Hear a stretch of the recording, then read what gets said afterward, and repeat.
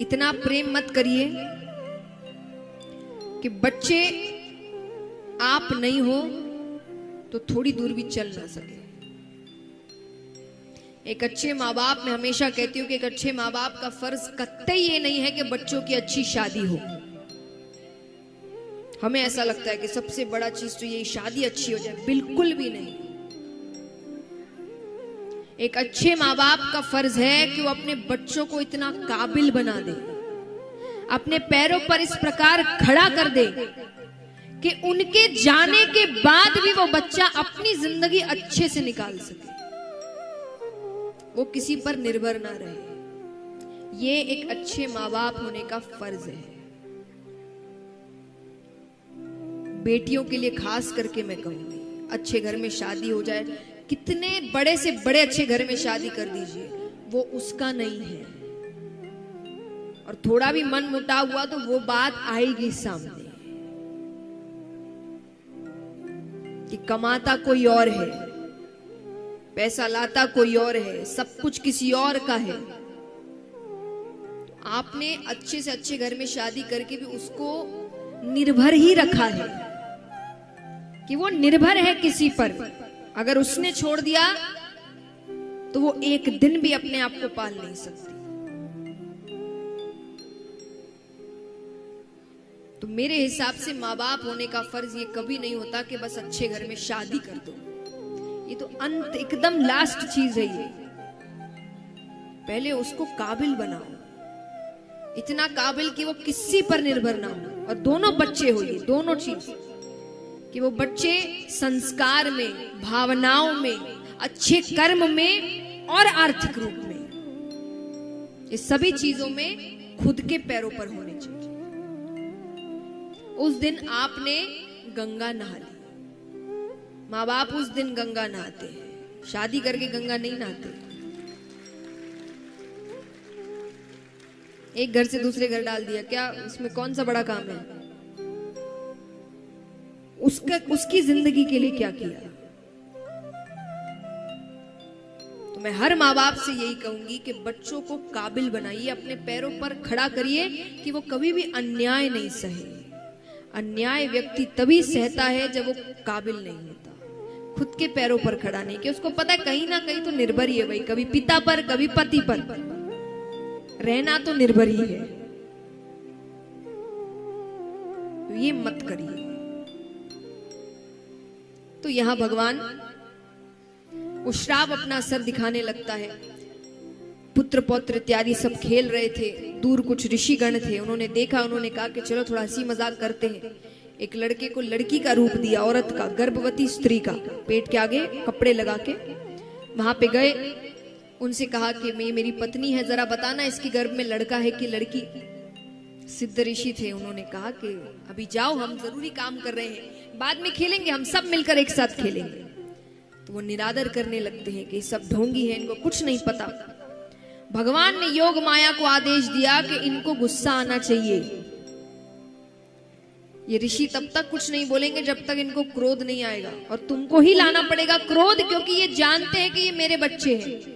तो ये इनसे कुछ भी, देखिए जो डर भगवान को था कि वो गलत भी करेंगे तो कोई उनको कुछ नहीं कहेगा, क्यों? क्योंकि वो भगवान के बच्चे हैं।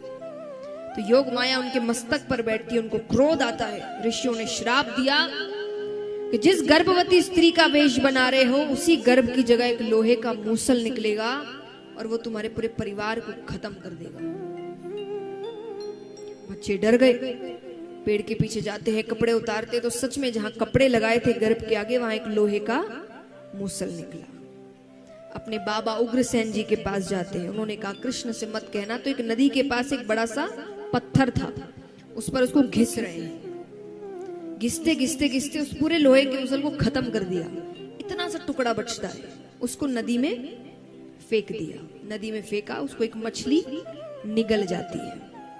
आगे प्रसंग है कि भगवान अब सबसे मिल रहे हैं, क्योंकि भगवान के भी जाने का यहां बच्चों के लिए कहा गया। बच्चों ने एक समय मदिरा पान करी, होश में नहीं है, लड़ने लगे। लड़ते लड़ते एक दूसरे को मारने लगे, यानी अब ऐसे ही हत्याएं हो रही है कि वो एक दूसरे को मार रहे हैं। उनमें बचाने बलदाऊ भैया भी आते हैं। सब लीला है कि इसी प्रकार यहाँ पर सभी पुत्र पौत्र इत्यादि सब खत्म हो गए, यानी एक दूसरे को ही मार दिया उन्होंने। अंत में बचा कौन? वंश तो भी खत्म नहीं हुआ, कौन बचा है? भगवान। तो यहां पर भगवान सबसे मिलते हैं, यशोदा मैया, नंद बाबा, देवकी माता, वसुदेव जी, गोपियां।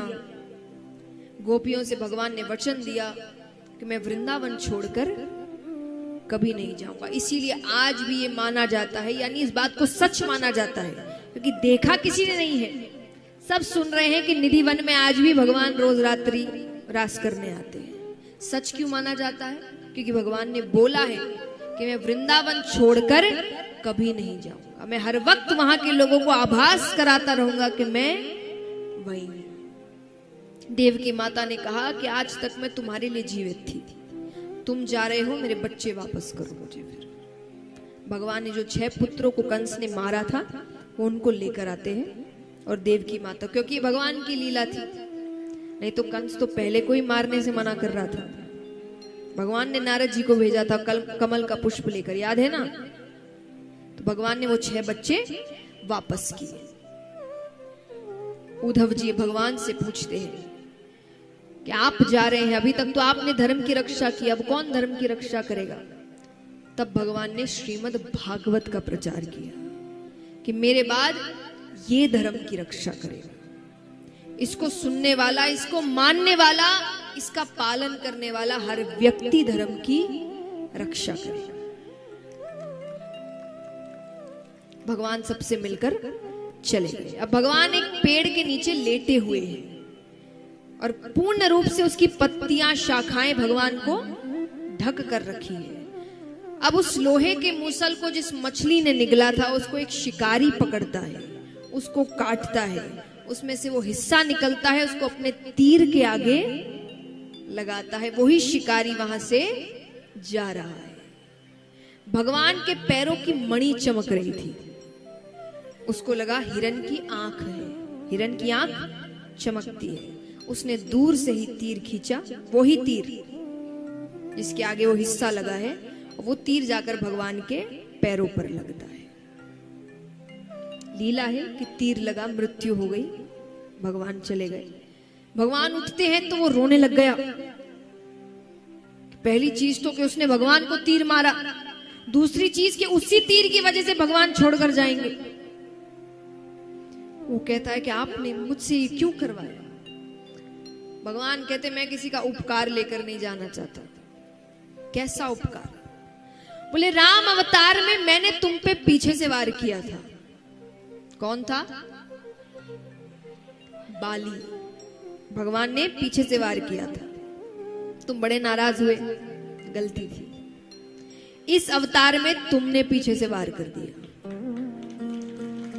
मैं देख नहीं रहा था, हो गया हिसाब बराबर। मैं किसी का उपकार लेकर जाना नहीं चाहता। सभी देवी देवता आते हैं और भगवान को अपने साथ लेकर चले जाते हैं। सुखदेव जी कहते यहां ये कथा संपन्न हुई। अब तुम बताओ राजा परीक्षित, तुम्हें डर लग रहा है मृत्यु से? मैं तुम्हें अमर कर सकता हूं। तुमने बहुत अच्छे से कथा सुनी है, मैं वरदान स्वरूप तुमको अमर करना चाहता हूं। वो कहता नहीं, जिसने श्रीमद् भागवत को पूर्ण रूप से अपने जीवन में उतार ली ना, उसको भगवान से इतना प्रेम हो जाता है कि उसको ये दुनिया अच्छी नहीं लगती। तो राजा परीक्षित को 7 दिनों में भगवान से इतना प्रेम हो गया कि वो कहता है मुझे कोई अमरता नहीं चाहिए, मुझे तो अब जल्द से जल्द भगवान के पास जाना है। तो आशीर्वाद देकर सुखदेव जी चले गए। यहाँ कई संत ऋषि मिलने आ रहे हैं, सबको फल काट काट कर दिया जा रहा है। एक सेब में तक्षक छोटा सा रूप बनाकर बैठ जाता है। उस सेब को जैसे ही काटते हैं कि उसमें से वो तक्षक निकलता है। राजा परीक्षित ने उनको प्रणाम किया, आइए आपका ही इंतजार था। बड़े बड़े संतों से सुना है, क्योंकि कथा के रूप में तो यही है कि तक्षक ने डसा और राजा परीक्षित की मृत्यु हो गई। पर बड़े बड़े संतों ने, ऋषियों ने कहा है कि तक्षक को देखते ही राजा परीक्षित ने अपने नेत्र बंद कर लिए थे, यानी उनकी मृत्यु उसी वक्त हो गई। भगवान ने इतनी कृपा करी कि तक्षक ने एक मरे हुए शरीर को डसा था। भगवान ने जिंदा शरीर को डसने तक नहीं दिया, उसकी आत्मा भगवान में लीन हो चुकी थी। उसने एक मरे हुए शरीर को डसा, लेकिन जो भी कि उसने डसा, मृत्यु हुई, आत्मा भगवान में लीन हुई। और इस प्रकार श्रीमद् भागवत कथा सप्ताह पारायण यहां पर संपन्न हुई। बोलिए भागवत महापुराण की।